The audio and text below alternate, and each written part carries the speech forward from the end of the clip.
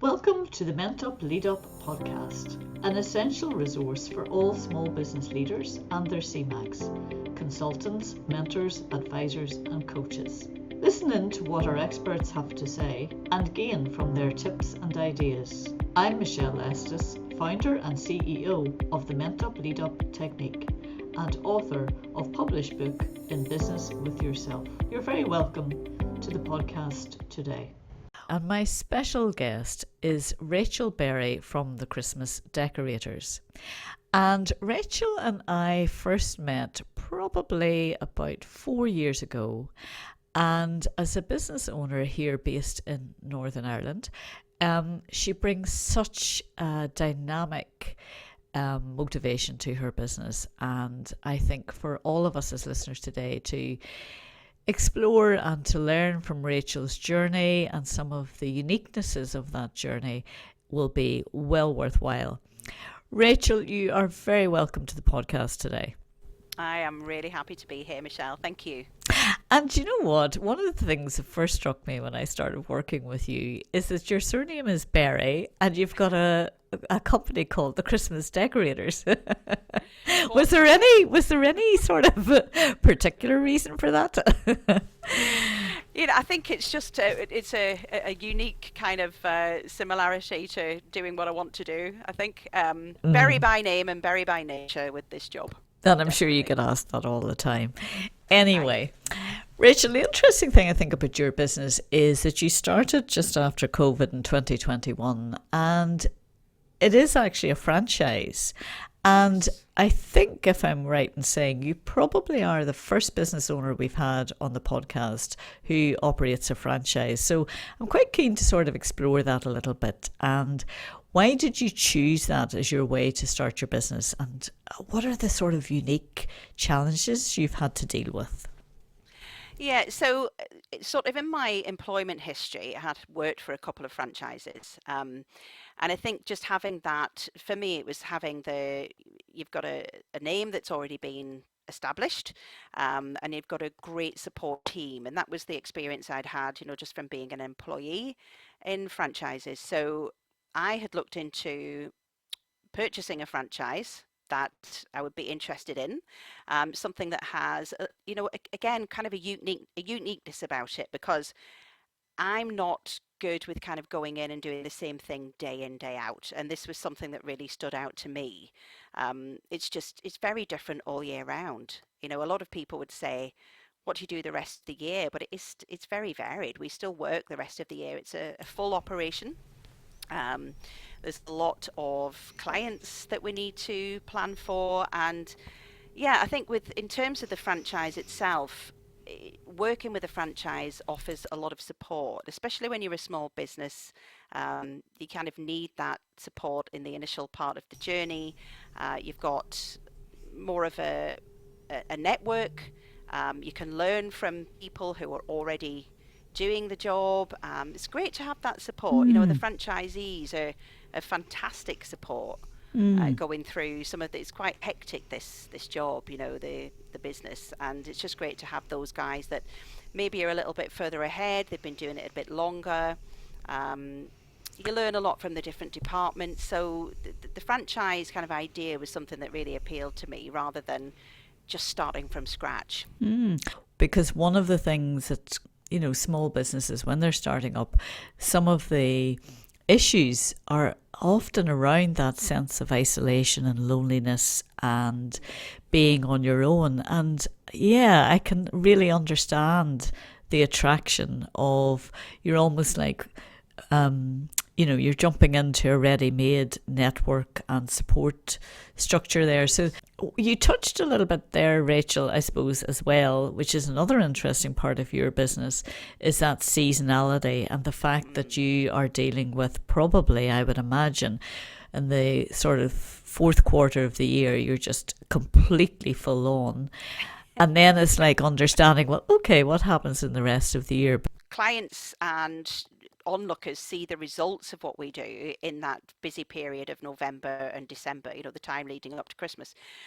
but it's extremely busy all through the year. It's just a different kind of work that it's involved. It's very behind the scenes. There's a lot of, planning, forecasting, marketing, recruitment, training, product development. There's so much that goes on in the year, and I love that just the seasonality of it is perfect because it's just so varied. We can't really separate out small business and families, really, can we? They sort of, those two things go together. And I'd imagine, in your house coming up to Christmas when you're already extremely busy on the business side, and then it's a busy time for family. But how do Yeah. you see that? How has that worked or not worked for you? How have you found that over the years in your business?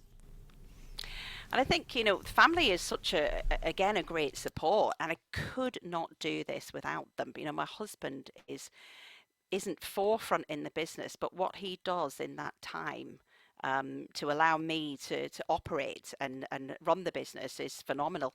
And the children as well.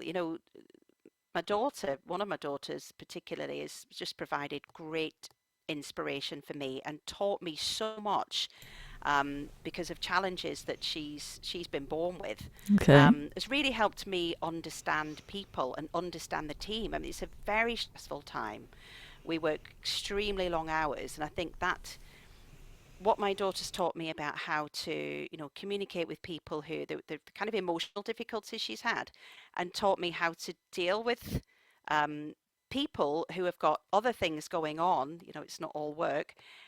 It's really taught me so much about how to handle people, how to handle them when they're happy, how to handle them when they're sad. Um, yeah, it's been phenomenal. And I work with a lot of small business owners where the business is that all consuming entity in their Yes. Uh-huh. lives, is sometimes in quite an unhealthy way. That Uh-huh. is not in itself a healthy thing. But the fact then that you've got this other demand on your time and you're Mm, seeing that in a positive way, which I think is really interesting. It's almost yeah. like it takes you away from the business.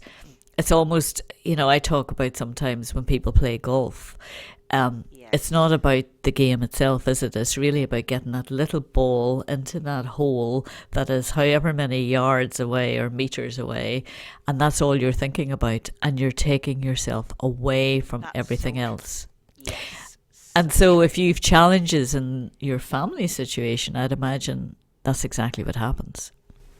Yeah, I mean it is difficult to focus on them, and thankfully the season, the installation season particularly, is short, um, because it's kind of difficult to be around, particularly for them. But that is just about when we finish that season, just having that family focus again. And I think it's really important for my daughters as well, just to see what hard work does look like. Um, and hopefully I'm planting a seed for them. My daughters have inspired me, and hopefully I'm now inspiring them that it can be, hard work is fruitful. You've just got to be prepared to do it. I have no doubt, Rachel, that you are that role model. On your journey, and we're talking now, what, 5 years or thereabouts that you've been in the Yeah. business, Hmm. what have been the most impactful, positive influences on you as a business leader, do you think? Has it been particular individuals, family or friends, or, you know, who's helped you on that journey and how important have they been? Okay, this is there's a couple of people, I think, before, even before the business, just many years ago, I had a long stay in America with family. And my uncle by marriage, he ran a business there, and was just a fantastic role model, to be honest. And I think he kind of he was the one that planted the seeds, really, at that point, that what a quiet, strong determination looks like. He went from very humble beginnings to essentially kind of living the American dream. So he was a great role model. In terms of in the business, once I started the business, um, the franchise were obviously offered training in the beginning, and really kind of focused on how important networking is. And I had just the honour of attending a networking group as a guest initially, and then became a member. And it was there that I met a certain Michelle Lestas, actually, who, do you know her? I think I might do. And yeah, and we were having a chat, and obviously we were chatting about business, and you'd mentioned obviously about uh, working sort of just expanding my horizons, because my territory was Northern Ireland, and we did some work on cross-border trade. That's been phenomenal for me, and it's not just what you have taught me, but how you taught me. I think I respond really well. We're talking about my uncle, that quiet determination, which is what you have, and I just respond really well to that.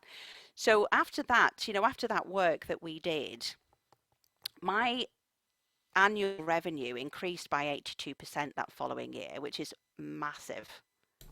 Not many companies grow. Fantastic. I know it was huge, and the percentage of cross-border sales that year was 25%, and that's been steadily rising. So that's been phenomenal influence, just encouraging me not to feel inhibited, because as a small business, there's the fear, where you kind of, I was felt, I guess, psychologically ring fenced in by the border, and it was due to the sessions with yourself that made me look beyond that, and of course you can expand in the whole island of Ireland, and that's just been phenomenal. It's been a real pivotal time for our business, is that meeting somebody like yourself, and going through that kind of business analysis and the financial considerations, just helping me with developing a culture as well for that cross-border trade. It's been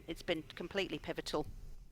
That's a huge result, and I'm so delighted for you.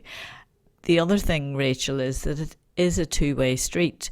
And, you're talking about the coaching that we did together and the coaching that we worked on. And as a coach, I have to say, and a mentor in business development, it's so much easier for what I do whenever you have working together and working in the same direction. From that point of view, I think that was very important in the development of our working relationship, but also obviously in the development of where you're going as a business, because all we can do as mentors and coaches is help to support you. But ultimately, at the end of the day, you take that journey, you take the risk, you take the initiative, and that ultimately has also been what has made it all succeed for you. And I think it's that quiet determination that I'm learning from my mentors. And no, you're absolutely right. And I think, again, some of the things I've learned along the way is you should never really think that you know everything, and just be open to support and learning from other people that can encourage you and that can teach you, and just to kind of take things on board. And I'm never really too afraid to take a calculated risk. And which is also, again, a really interesting point, because one of the things that I'm quite passionate about at the moment is what I suppose in the industry we talk about reverse mentoring, but ultimately, what can our young people help us with in business? How can they, because they have a little bit less experience perhaps in some of the businesses they might work with, but what is it that they can contribute? And there's so much, even in my own business, I have now a team of young people who really, not only do they challenge me and help me to remain creative and innovative and all of those things, but they just bring so many positive vibes into the business. And I think that's really what you're saying is about, how important that is. And we can learn from so many different places. It's not just always the obvious places, is it? No, absolutely not. And I have a team with me, and we must be doing something right because the core team been here year after year. We do add seasonally, but we have a great core team, and they've all got something unique about them. All different ages as well, and absolutely, you can completely learn from each other. Um, and we know every single year I would learn something. Not just from our sort of systems and procedures and clients, but from the team and what they bring to it. Over 80% of growth, Rachel. That is I know. significant. We felt it. Yeah, well, and that, yes, because it brings with it its own challenges, doesn't it? Because you're having to Absolutely. gear up that bit quicker, and you're having Yeah. to, it brings a different set of problems, probably. Yes, and especially just we weren't used to having to go those distances to sort of create the festive magic, let's say. And this logistically, there's those kind of challenges and just kind of getting used to different VAT procedures and banking and things like that. But a welcome challenge. We love working down in the south, to be honest. It's great. And so, what's next for the Christmas decorators? Where are you going? I mean, if you've achieved that, and that is fantastic in the last 4 years, so what's the big plans for the Christmas decorators? Where are you going next, Rachel? I know. Well, we are only scratching the surface, and I say this every year when we have our kind of review, that we're only really scratching the surface. That we have a lot of our custom comes in from the website. Um, and that's not actually live in the south. It's just from one reason or another. There's just EU complications and with postcodes and things like that. So we're not really strongly marketing it. It's all kind of word of mouth at the moment. Clients that know other clients, and it's kind of growing that way. But once we have our website live down there, I think that is going to be, a tsunami, to be honest. And there's Yeah. so much more to maximise just on your doorstep. There really is, with even in the Northern Ireland, again, we're just scratching the surface. There's so many other, we do an awful lot of work sort of around Belfast, but there's a whole province to market to and explore. So, yeah, we just want to. Each year we're growing. I think if we put a really strong push on the marketing, we can grow even more. And I do know some of the displays that you worked on this year. I have been past them, I have seen them, and I have to say to you, they're absolutely fantastic and Oh, beautiful. thank And you. yeah, no, I think they really are. Rachel, it has been an absolute pleasure talking to you, and I wish you all the best. I hope you're going to have some really well deserved R&R in the next few weeks. Me too. Before you start back. But Rachel, thank you so much Yeah. for coming on the Thanks for podcast. having me, Michelle. Thank you so much. That's it for this month. Thanks for listening in to Ment Up Lead Up, the podcast for all small business leaders and their CMACs, consultants, mentors, advisors, and coaches.